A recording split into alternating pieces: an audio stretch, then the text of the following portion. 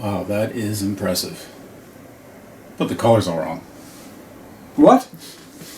Hi everybody, welcome back to another edition of Garage Studio Modelers. I'm Dave Force with my good friend Harvey Lowe. And in today's special edition, we are looking at a 1/200 scale Yamato. Yes, Yamato. And just so there's no confusion, some people call it Yamato, blah, blah, but the pronunciation is Yamato. Yamato. Yamato. Yamato. Okay? In Japanese, the pronunciation is Yamato. So there's a lot to get at and a lot to Yes. unpack here. But first, maybe let's start with a little bit of history. Yeah. Of the ship and obviously I think the biggest battleship ever made. Is that right? I think it is. It's the biggest battleship ever made to date, and I don't think certainly the biggest one ever sunk. along with her sister ship. That's right. Yep. The Musashi, right? And and also I believe, I may be mistaken, you guys can comment, but this might be the largest injection plastic kit from the viewpoint of parts and weight. Okay? Now, Dave, this kit is about 2,800, 3,000 parts. It came with it came with 15 frets of photo etch. 15. You will see exactly 3 of these built globally. I think, right? Hopefully more. Yeah. Hopefully more. It's impressive. Like like you've been talking. I mean, you and I obviously we're friends and we see each other a lot. You've been talking about this for forever. Yes. And it's built. So we'll talk about the length of time and even the length of time is amazing in terms of like. There's a backstory to this. Yeah. So you burned through this, but tell us a little bit about. But it's massive. Like I can't get over the size of this thing. Like. You've this is the first time I see it in person. It's true. Like since we do everything without editing, and tonight I brought it in. And it's the first time that Dave and Robert has seen it, so it's a natural and organic reaction. Yeah, so. It's impressive. Thank you. Yeah, so tell us a little bit about the history of it, and then this in the pre-intro there we had a bit of a joke on the color. The colors, we'll talk about that. We'll talk about that. There is a story. There's a lot there. Yeah. Oh my gosh, where do we start? We don't have a script for this. We'll just banter on about this thing. So first of all, the context, Dave. The context of this model came about through an email that I got from Aaron Skinner and Tim Kidwell from Fine Scale Modelers. Hi Tim, hi Aaron. And they had said, Harvey, would you like to build another ship for Fine Scale? And so, in the past I'd done a few for Fine Scale. Years ago I did a 1/350 Nagato. And it was quite an enjoyable build because I managed to take it and convert it to the way I wanted it. I can cut it up. It was like basically an anti-aircraft platform. Yeah, that's right. And so I remember at that time I said, well, I'd rather not do an in-box review. Can I cut it up? And they said yes. So this is kind of like scenario number 2 now, where they said, we got another one for you. And then they said, would you like to do the 1/200 gallery models, MRC, Yamato? And so at first I actually was hesitant because it's big. It's 1/200. It's 1/200. Guys, it's about 5 feet long, give or take. That's a big model. And I mentioned earlier 3,000 parts. Anyways. Yeah. And so I said to Aaron and Tim, love to do it, but I got nowhere in the house to keep it. So they graciously said, well, let's do it. And they actually shipped this thing to me. Now, I live in Toronto, Canada. We're here in Toronto, Canada, in the Great White North. And they literally sent this across the border at their cost. That must have been very expensive. I can only imagine. Right? Yeah. Because you buy stuff and then we'll just ship it across the border. The mailing costs are just horrendous. Yeah, it's brutal. The weight of this thing came in at 21 pounds when I got it. Is that all? That's 21 pounds. Now 21 pounds of plastic. Yes. Now, as we're talking, Robert will edit in some photos I will send, and you're probably going to see them on the screen as we're speaking now. But there's a shot of it on my porch. And that just gives you the sheer size. And my wife's coming home, and she literally says, honey, there's a box on the porch for you. Looks like it's a couch or something. No, I didn't order a couch. So you go to IKEA. Got a new fridge. Yeah. Got a new fridge. Was big. It was big. And they shipped it. Yeah. And I'll, basically, I had to make room in my house to even store it.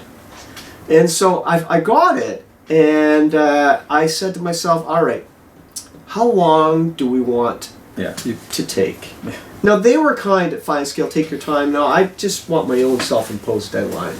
So I tried to do this, and I did. It took me 3 months, which is really quick. That's 3 months? That's phenomenally quick. That's phenomenal. Phenomenally quick for this. Come on. Yeah. You can tell someone's retired. Yeah. So it took 3 months to build. And this is the type of kit that you can't just be interested in this. You got to be committed to it. That's a very good point. Right? Like, committed. Yeah, because you're not getting to the finish line. This is a marathon. You have to have your heart in this project. Yeah. Right? It's if you don't like Imperial Japanese subjects of World War II, then you may not get through it. It's really got to be a part of your passion. Yeah, when you came in, walked in with this thing, I thought you'd gotten one of the models from Tor. The original one, yeah. That's right. Yeah. It's a beast. Fantastically big. It's a beast. Now, after they sent it to me, I said to them, "You're taking this back." That was the deal, and they have graciously said they will put it in a display case.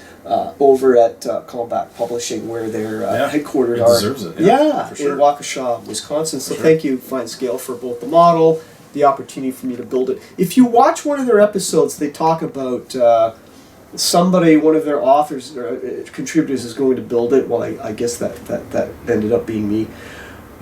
Did I have fun with it? Yeah, I did. Nobody else would take it. Oh my God. Don't forget, Dave. I got a very understanding wife. That came out. That's fantastic. That's beautiful. Thank you. That's kind of like stunning. Thank you. That's the backwater story, and your reaction is real because you haven't seen it. Yeah, no, it's the first time really. Hopefully, it captures well on the camera. Now, my last understanding from Fine Scale is I believe it's going to be in one of the issues in the spring. Now, would that be one issue or multiple issue or? I should email them and ask. I imagine it's a fairly involved article. It was. It's one of the largest ones. So I don't know if they're going to break it in two parts or one, but I did a fairly big, sizable write up, which is great for the lead-in because a lot of people like Tigers and Messerschmitt 109s. There's a lot of experts out there. And right? Yes. We were talking about Tigers just before this. Yeah. We were talking about the Tiger ones and the Japanese that went to evaluate it. Blah blah. We were just talking about that before the show, and what was accurate about or not accurate about the colors of the Tiger in that visit. But I digress. So the Yamato, there's a lot of people that know about it, and I gotta give a shout out to Christian van der Sanden. Thanks, Christian. He runs the Facebook group. Was it Trumpeter and 1-200 Yamato and other builds on Facebook? I found it very useful. So that's a Facebook group that's dedicated to larger ships, 1-200. Not just the Yamato, but it's Musashi Yamato sister ships. Only those two. Oh, but it could be the Trumpeter. They talk about the Nichimo one. Oh, okay. So it's those everything. Ships any scale. Only 1-200. Only 1-200. There's a 1-200 of. There's a 1-200 at the Yamato Nichimo. Oh wow. So this one came out in the summer of 2022, and it landed with a thud. Finally replaced the old venerable 1-200 Nichimo Yamato Musashi, which came out in the 60s. I didn't even know there was a 1-200. Yeah. There you go. Every day. And I'm kind of all over the map with this because my good friend Tim Burke over at IPMS Northeast New York at NorEastCon, by sheer coincidence, before Fine Scale asked me, gave me his 1-200 Nichimo Yamato before I even got approached. So what ended up happening is I had a 1-200 Nichimo, I was going to start it, and then Fine Scale calls me. Now, of course, this model is the epitome. Yeah. Right? It's got some issues, but it's accurate. Every model does. Right? It's new, and it finally replaces the 1960s. I mean, it looks like a Yamato. It does. it kind of grew up and built as it built the superstructure. It's looking like Yamato. So let's chat a little bit Yeah. about, I guess. So maybe a bit of the history Yeah, of it. sure. So I think the largest battleship ever made Yes. was sunk in 40 In 44 or 45? 45, yes. by April carrier 45. aircraft, large, By carrier aircraft, that's correct. right? Yeah, yeah. Um, She was commissioned, I think, in August of 1940, if I got that. and right. never fired a shot in anger at another ship.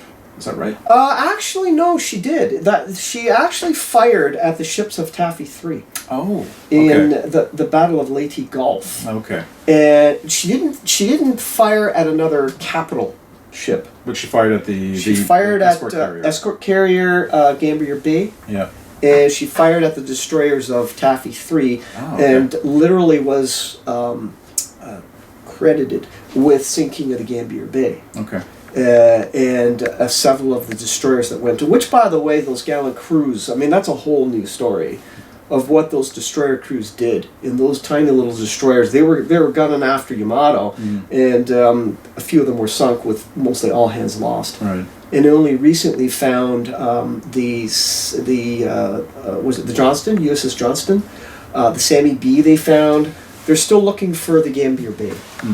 So that was a very gallant battle, and Yamato, along with the escorts, I don't need to name them all, but they fought at Leyte Gulf in 1944. And these are action. 18-inch guns. Yeah, these are 46 centimeter, 18-inch guns.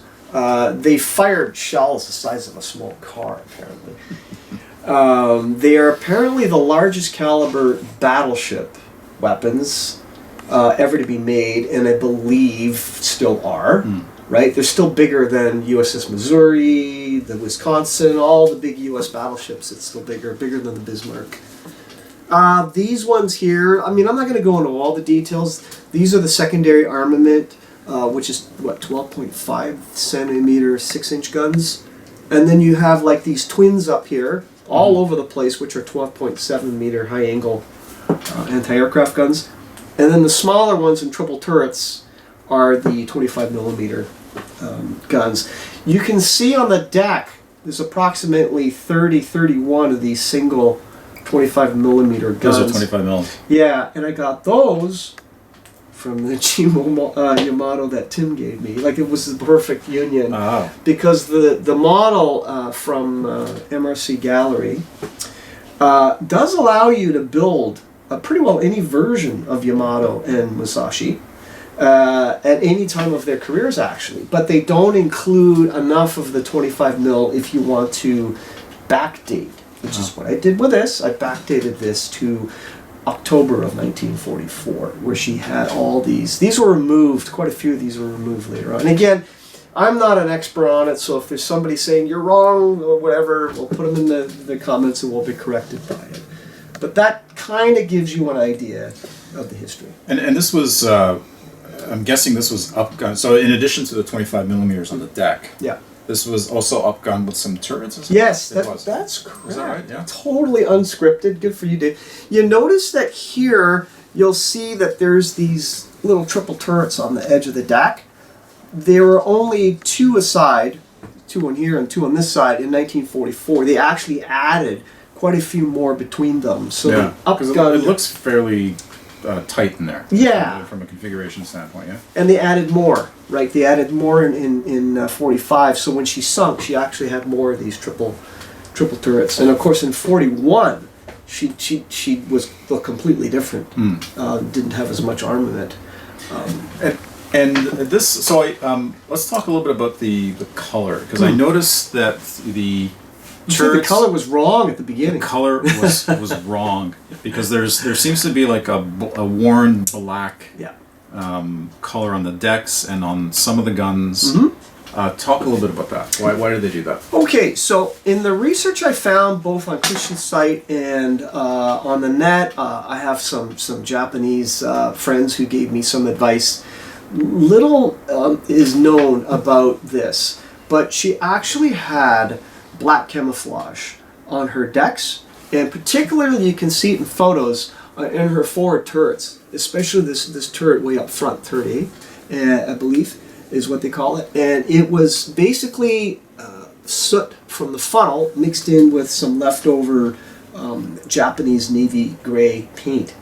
And they painted this black haphazardly on parts of the superstructure, mostly the forward gun turret. You can see some on the second one.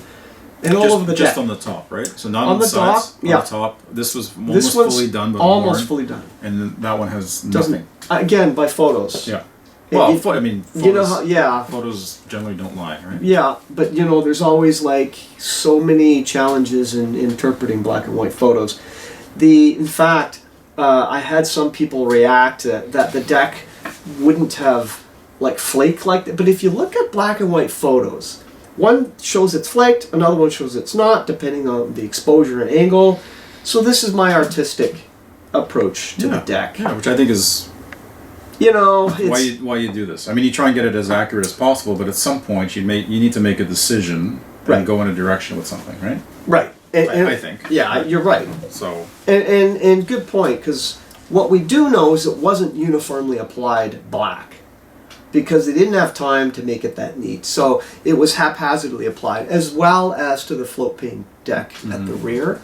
So you can see a lot of black on the deck, which was basically hairspray technique with those shaders. You know those... those ammo shaders? Yeah, ammo shaders. I used they call it Starship Filth. That's a great color, yeah. Like a dark gray. Yeah. Nice. So, to be honest, guys, on the black here, nothing's black. It's all a black gray. I don't use pure black. Hairspray first, and then kind of airbrushing to blend it all in with the shaders. But that's a good observation. And there's good, like I like the, now, was this a linoleum deck underneath? Linoleum's only on the back. On the back here where the seaplane deck this is proper wood coming through. Wood, yes. On that note, Dave, the front, you notice the front is slightly lighter. Apparently, that was left unpainted, and so. Oh, so this would have been the original color. Yeah, metal, zinc, whatever. Really? Yeah, you guys can tell me the purpose why. I don't know, but. It seems strange that they would take the trouble to cover the guns, but I don't know. I don't know. I didn't see it in the black and white photos, and again, black and white photos are always suspect too, because there is. Which reminds me, there really is no solid, detailed photos of this ship or her sister Musashi, because when they were built, it was under total secrecy. They apparently even had iron curtains in the shipyards. Nobody could get close to take detailed photos. So the only thing you can rely on are, like this is a fantastic reference, right? This is Skalski and Draminsky's book on the battleship Yamato. So it's a Bible. I think it is. But again, you know, there's a lot of colorized photos, but there's also a lot of very detailed line drawings. See, there's a lot of computer-generated drawings. That's fantastic. But again, people need to realize, unlike a walk-around of a 109 or a Spitfire, there was no detailed walk-arounds. Well, there's nowhere you can really go and see this, unless you go to the bottom. Yeah, the bottom. And the Pacific. If you look at Christian's site, he does a whole PDF. It's like 100 pages, where he talks about what's inaccurate about this model. Now he's pretty healthy approach to it. He's not saying that don't build it. His philosophy is he'll do whatever he can to tell you what's wrong with it, but it's up to you as a hobbyist to decide what you want to do. He's actually not the type of guy he puts the data out there and lets you do what you want with it. He's not preaching at that type of thing. No. He's not saying, well, if you left it out, it's totally wrong. He's actually quite a healthy attitude about it. So I really liked the support that you gave me, Christian. Thanks, and all the other guys on that site as well. But but go to his Facebook, and he's got that. You can download it, and it's about 100 pages. And so, are there things wrong with it? Yes. If I fix them all, would you notice them from an average eye to somebody not familiar with Yamato? Probably less so. But there's the debate. Yeah, I am a Yamato layman, and it looks fine to me, right? I did do some things. I did add. There's little hand wheels at the front near the anchor. I added those. Right, because I thought that that it would appear. I use the scale rule. If you're standing 350 feet or 200 feet away from the model in this case, would you see that detail? So I didn't bother adding a lot of the minutia of photo etch, like gun sights and things to that. Now again, some models might debate me, but if I'm standing 200 feet away, would I see them? I don't know. Yeah. Right? Yeah. So I did add these guns. The back date is really the guns and also leaving off some of the turrets because the kit does allow you to do that. I had to actually flip the deck and re-drill the holes and be careful not to drill out the ones where you'd fit the 1945 turrets. You see, there's nothing there. Yeah. The superstructure is more or less the same, and at that time, she in 1944, I think I may be wrong, but part of that action, the admiral was not on board, so you wouldn't find an admiral's flag. So I only put one single Japanese naval flag there. Nice. You can see on the back there's a seaplane. It's a Pete. Yeah, I was admiring that earlier. Very nice. The markings I got for that were from references that basically said this was the aircraft with the tail code that spotted the Gambier Bay and did the artillery spotting when she was sunk. So I tried to do as best as I could. Nice. And, nice little detail. Yeah, these little details, right? And I couldn't get in with I build with a lighted magnifier, and it's like you can't, right? It's big. You gotta walk. It's massive. It's massive. It's unbelievable. But so what? So that everything. So aside from the guns that you repurposed from the old Nishimo kit, was there anything else that you added to this that wasn't in the box? Well, here's one thing that aside, and the little hand wheels. Yeah, not much. It's actually pretty well out of box. So you can build different versions, or it's pretty well. It's pretty well. You need a good reference, but you can. You could do Masashi. You can do you can tell the way they engineered it that there's other future releases coming out. That's the way that I could see the way they designed the model. It's pretty well out of box. You can get a detailed set, which you just look up aftermarket on the internet. You'll find a whole ton of them. Some are 3D printed. I think Prontos makes a detailed set, which costs like $300 US. Is that all? That's all. Yeah. But this is all the photo etch. The only thing that the kit doesn't come with, and doesn't even tell you where it goes, is the rigging. There's no rigging diagram. So that's all from reference. This is easy line. Yeah. And then I just use them from the references from the book. Nice. But it's not bad for a box. Yeah. You got to build it in components. I wouldn't. If you guys are going to build this, I did the superstructure separately. I did the turret. Now you said this was about 3 months to build. Is that right? I took 3 months doing probably on average maybe an hour, 2 hours a day. That's a lot, but it's about 3 months. If you were to stitch it together, it's about 3 months. If you were to seriously build this with correcting everything, it could be a 2-year build.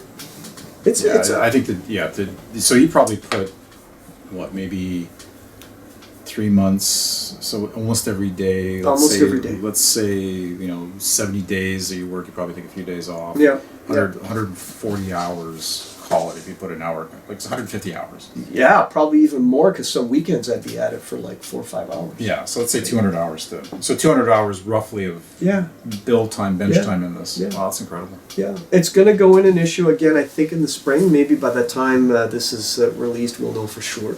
It's like a tenth of a man here. That's not bad, actually. It's not bad. Did I learn a lot? I learned that I don't like photo etch. Build ship models. It's all photo etch. And all the photo etch that's on came with it. Yep. Yeah. And how was the quality of the photo etch? It's pretty good. Yeah. Parts of it is actually. You ever run into a situation where with your armor you don't use it all, right? Yeah, you use a percentage of it. Same with this. Yeah. Like it came with like the little 25mm triples. Came with gun sights, and if you bent them, they're so delicate that they would break. Yeah.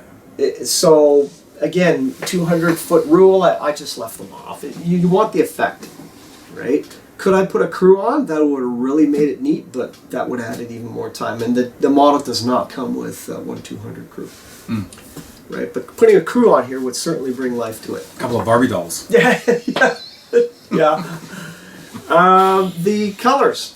Colors, yeah. Let's talk about that. Let's talk about the colors. These ships were what they call Japanese naval gray, kind of like a dark colored gray. Now, if you guys note when you go to Tamiya, you can see this in some of the Gunzi paints. They have Kure gray and they have a Sasebo gray. I use Kure because the ship was built around there in the dockyards there. In fact, you're part of the filming of this episode. Robert will add in a few photos, which we will look at the actual 1/10 model of the Kire, where I visited it in Japan. Oh, at the museum. Yeah, at the Yamato Museum in Kure, Japan. So Kure is about, let's see, it's about 30-minute drive outside of Hiroshima. And if you're a daring hiker, you can actually get there from downtown Hiroshima to Kure in about 5 hours if you want to hike. So it's actually a nice drive, but I encourage you to go to this museum. They've got the 1/10 Yamato there. You're going to be seeing photos as we speak on the episode I'm going to send to Robert of the 1/10 model. They have artifacts from the ship there, Nice. souvenirs, models of the Yamato up the wazoo from the gift shop. It's a fantastic place to go. Beautiful. So, to answer your note on colors, Dave, I will do a shout out to Jeff Hearn. He graciously gave me the paints that he's now under the authority of making, and he's running a line of paints called Scale Colors. And those are... They're acrylics. acrylics. Yeah, Like it's- acrylic... They're kind of like a Tamiya, but they're much thinner. Like they're kind of like along the lines of Mission Model paints, Tamiya paints. They're pure acrylics with their own thinner. You'll see all of this in the article because I tested Scale Colors with all the acrylic thinners. The Acrasium, the Tamiya, the yellow cap, the orange cap with retarder. I tested them all. And Mix reviews. Just use their thinner. use theirs. Use their thinner. The paint actually smells quite nice. It's got this sweet aroma to it, which is probably toxic. But so I got the paints through the Canadian distributor, which is the Barrel Store that Jerry runs here in Toronto, Jerry Billington. So thanks, Jerry, for getting them through Jeff. So I got enough paints from that to do the whole ship. So this ship was done pretty much in all of the IJN colors that's now on the market with the new Scale Color range. Nice. So, Nice. yeah, I mean with washes, and then I used oils and but it was a long haul, but I'm glad that I got It's it. behind you. When's your next one? 200. Never. If you were to do one, which one would you do? Which one will I do? Yeah. Oh, that's a great question. If you were to pick, and there's quite a few out there, would you pick Japanese? Would you pick Royal Navy, U.S. Navy? I don't know. I've always liked the Prince of Wales, or even like the Yamato. I like the shape of the Yamato, the Prince of Wales. Maybe a Bismarck Tirpitz. Mm-hmm. You know, I don't know, but they're all. I've never been a. Like I just, it's funny you mentioned that because I bought like a Russian, like 1350 modern Russian submarine, an Alpha class. Which you will be doing, I believe. Yes, I will be doing it on the. Well, I'll show the progress and maybe use some of the things I do on it, the things I learned from it that are different from doing aircraft or armor, which I'm used to doing. So yeah, so we'll start with that, but I don't know if I don't think I have the patience. I don't have it. Well, I know you like weathering, because this ship, it's hard maybe for Robert to pick up. If it took on you the 200 hours, it would take me like 1,000 hours to do this, to weather it. Well, I would just fuss over it, right? But you know what I like about these though? I like weathering like you. And if Robert on the camera, I don't know if you can pick it up, Robert, but you can see there's a sludge of green along the waterline, which are it's subtle. Yeah, you see it? Yep. I used Tamiya Clear, and then I used some of the Warhammer paints to get that mossy effect. Washes, you'll see And all it's airbrushed on. Airbrushed. Yeah. So all that detail will be in the article. Yeah. all details of me are the only the hand weathering I did was oils. I did use Winsor Newton oils to apply washes, oil washes, and oil mapping. just to bring out the details with some very, very There's a light lot dry of, brushing. and there's a lot of detail, right? Like on the superstructure, Yep. on the stack, main stack. That's amazing. Yeah, you want All the the pop. binoculars up here, right, for sighting. It's amazing. Yeah, and if you look closely, there's wood decking inside there, so there's little subtleties you have to look hard. And as they say, I used easy line, both the beige one for the running lines, and then the standard line riggings is black. It's incredible. Right. But yeah, you need to think through a project when you do this. What do you start with first? I started on the hull. It does not come with a display base. The display base that you see here, I made out of You made wood. that, yeah. And there's 4 acrylic rods that go right through the hull into a solid piece of basswood. So if I pick it up, it makes me nervous. Don't tempt I can fate. literally turn it upside down. Don't tempt It's fate. not going anywhere. Oh, you're brave. The label is one that I made from my vinyl cutter. I have a Cameo cutter, so I just Nice. designed the label myself. And fun project, yeah. One thing I forgot to mention. If I'm going to flip it up.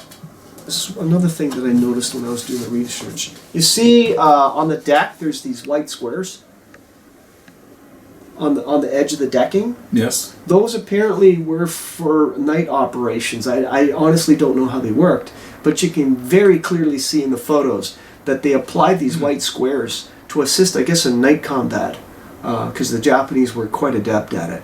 Would that have been for like sighting, like I directional? don't know. I honestly don't know, but they had them all over the deck, and if somebody can tell me in the comments what they were for, I would be gracious. I couldn't find out what they were for. So please tell me what they are. But apparently you can clearly see them in photos because they stand out so in such contrast to the black camo paint. But here's a test for the viewers. Is there something that you don't see on this ship that you think you would? What about you? Here's a test. There's something on this vessel that's absent that you'd think should be there. Can you see what it is? You can tell this is live. We taped this live. It's almost so obvious, but it's not. There's something on this ship that you think it's missing. What are they? Give up. Torpedo launchers? I don't know. No. Lifeboats. There's no lifeboats. Oh, right. Right? Apparently I found out that they were... Now you do see them in photos when they're at port. You can see that they're on the back, they're on davits. But my understanding is that they were stored in these little... there's these little doors here. Oh, they were just... They were inside. I presume from the gun blast, I'm not sure, but you don't see her in combat with all the boats and the davits. Interesting. And again, I'm not an expert on naval. So they had them, they were just below deck. They were below deck, or right? They were not on deck when she was in combat. But At least that's what they told the crew. yeah, when it's sinking, let's get the boats out of the. And she was sunk in April of '45, and with most of the crew going down, well over. Almost 3,000 sailors killed. I think I got that number right, but most of them went down with the ship. Because she was hit by apparently 11, 12 torpedoes. Yeah. Avengers, Helldivers, like... Strafed. There's 2 movies in Japan on the Yamato. Oh, that's right. Yeah, you can catch the clips on YouTube, right? If you search it on YouTube. Or buy the movies. It's impressive. Yeah. So there she blows. Sorry, we're kind of like all over the map, but that's just a brief description of. And yeah, just getting a better understanding of what you did and the techniques that you used, but yeah, it's a phenomenal looking piece and impressive, and thank you. I can't believe it was only 200 hours of effort to get it to this. Yeah, and you know what? I am humble. What am I doing? Yeah. You know what you could do with 200 hours, right? You could be studying for a degree or something. Oh you know. my God. Yeah. But thanks to Fine Scale for the model. Thanks for the opportunity, and above all else, thank you for displaying it at your offices. I just until I get a bigger home, I don't have the real estate for this thing. Well, it is. Yeah, where would I put it? But Yeah. beautiful. Well done, Harvey. Thank you, Dave. Well done. Beautifully Thank you. done. Yeah. And Robert, thanks for all of your film work, and I guess we'll see you in another episode. We'll see you next time. All right. Thank Take care, you. everyone. Bye bye.